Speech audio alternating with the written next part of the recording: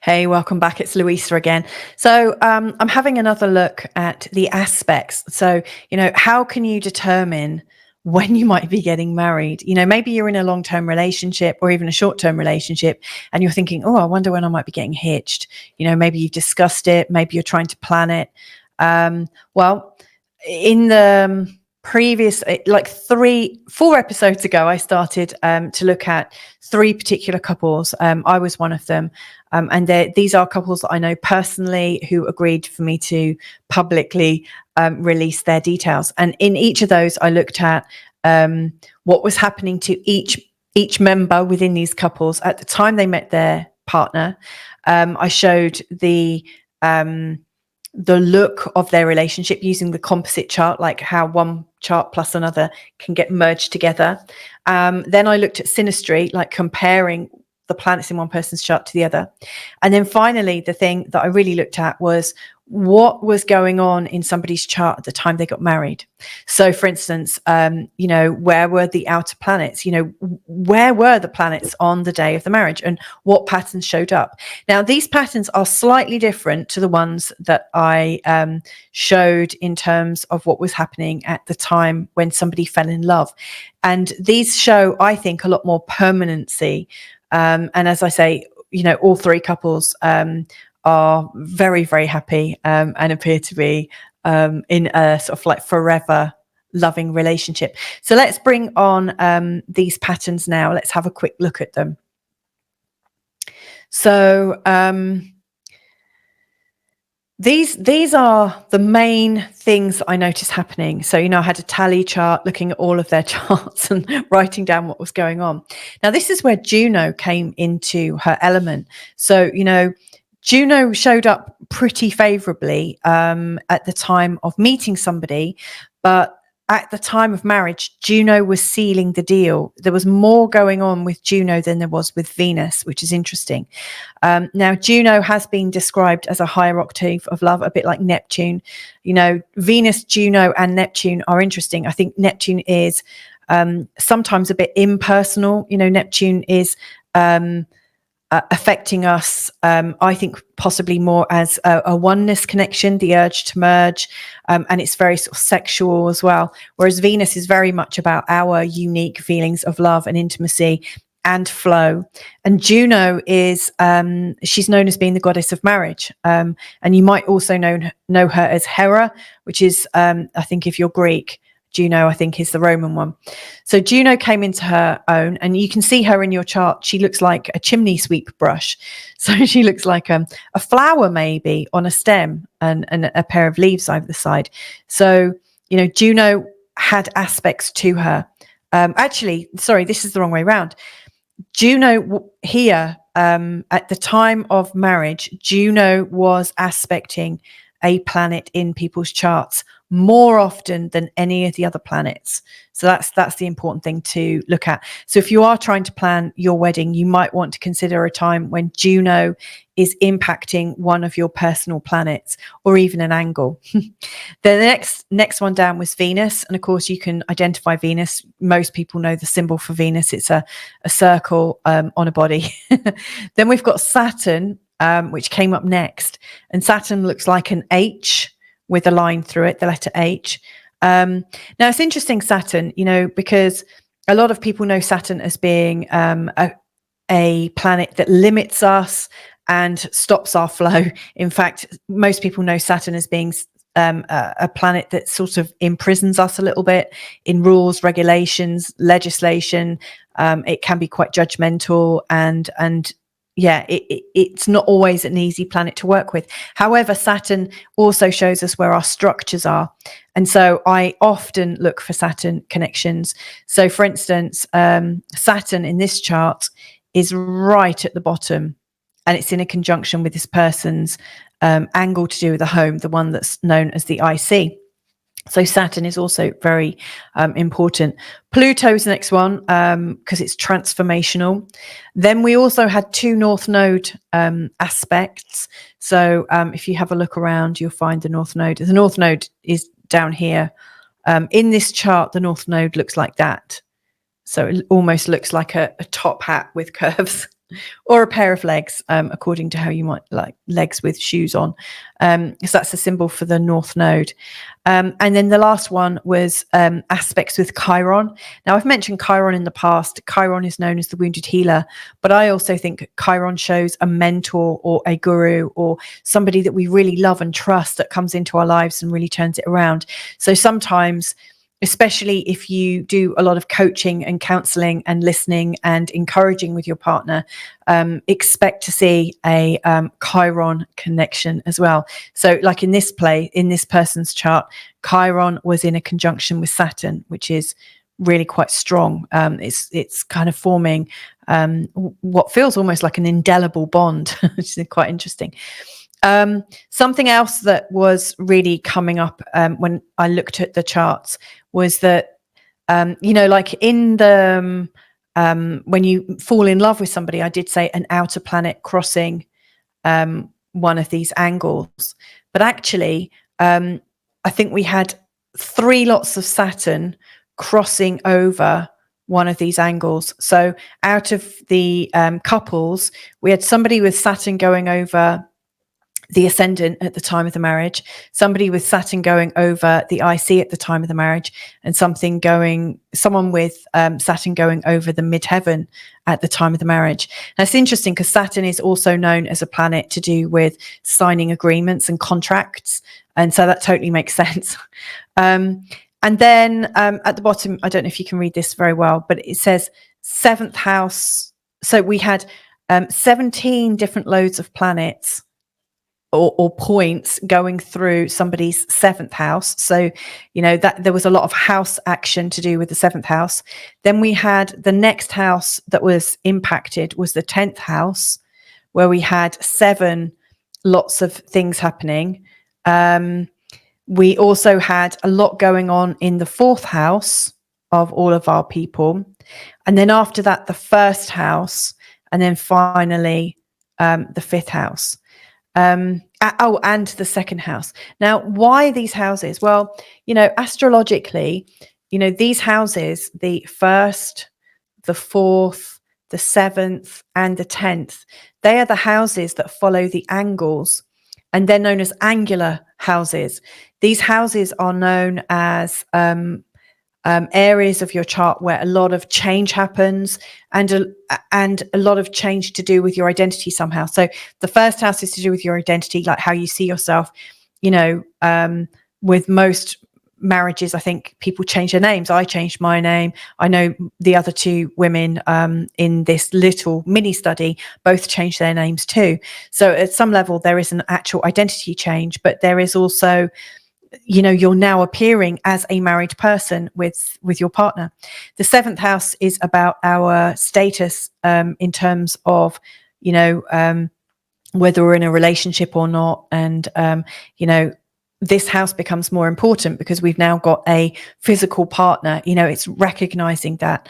The 10th house is how we show up in the world and, how we appear in public.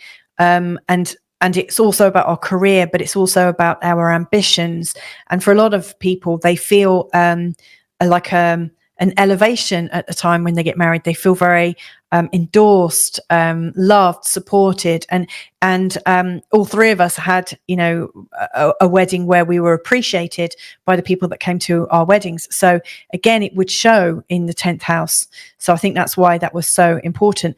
And then the 4th house is obviously about where we live. I think it wasn't, it was important. But most of us were already all 3 of us were actually living together by the time we got married. The 2nd house is quite important because that involves our money and our resources. So I'm not surprised that was impacted. And the 5th house was also impacted, but less so. The 7th house was most, it took a lot more precedence over the 5th house because the 5th is very much about at the beginning of a romance and the 7th is the ongoing relationship. So they were the most common ones. There were other patterns that emerged at the times of the weddings. And one of the biggest ones, which didn't show up so much at the time when we were meeting our partners, but definitely showed up at the time of the wedding charts. And that is planets crossing the angles. So again, here's Pluto very, very close to the angle. They might be crossing the IC, the DC, or the MC. And, I describe these angles as being like the compass points of life. They are showing you where you are. And the best place to be, of course, is in the middle, because this is about you. This is about your partner.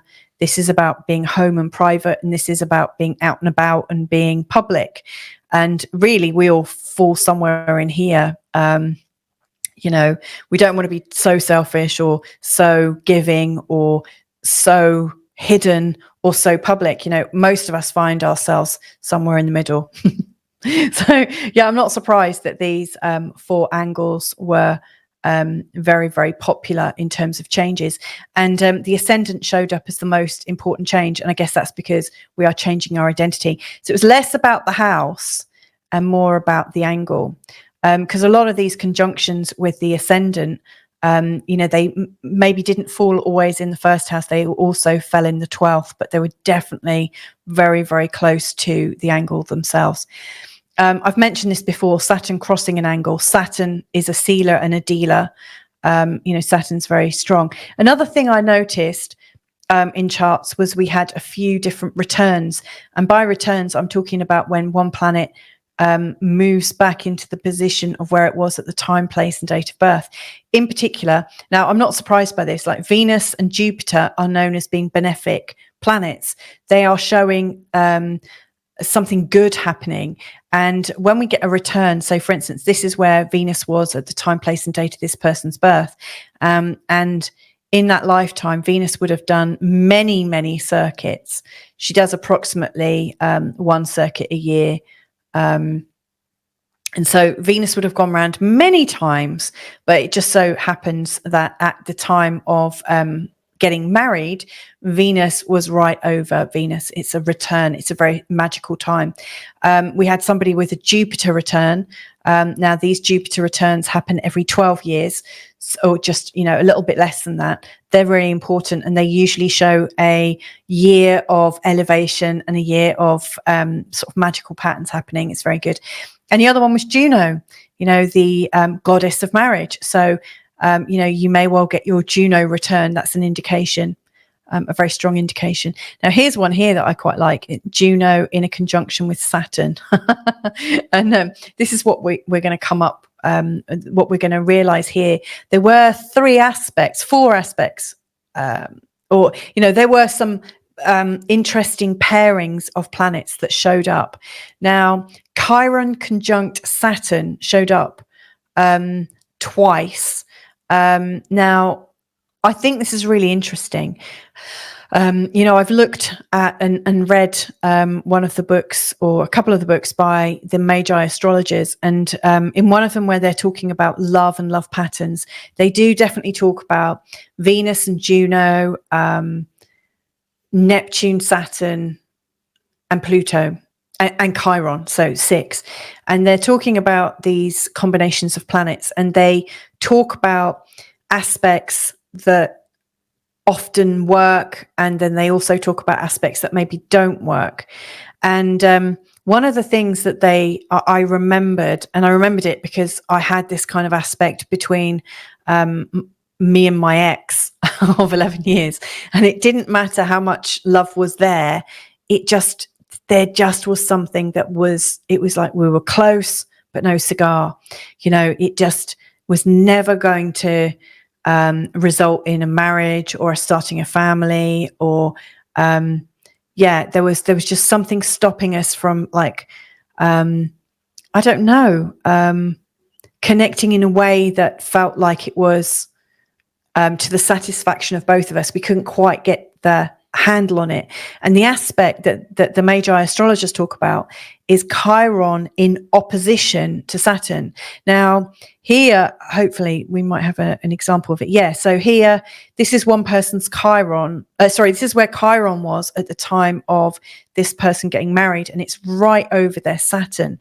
Now, one thing that I learned with the Magi astrologers is where you've got Chiron in opposition to your Saturn, it can bring a sort of separating feel to things.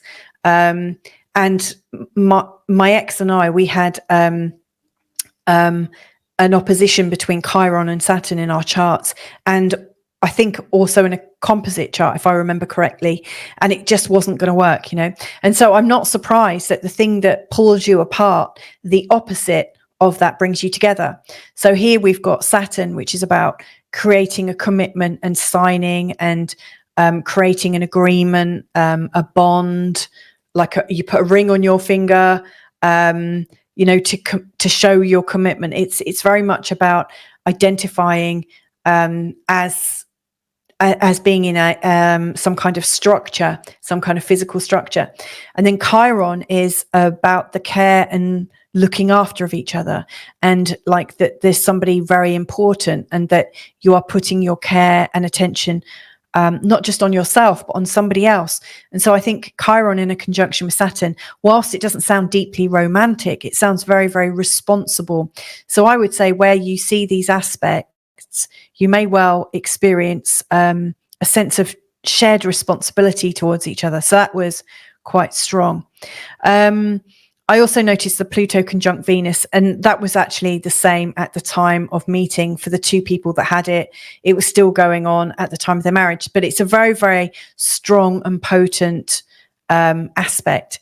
But then this one, so we had a combination of these. So we had, where is it?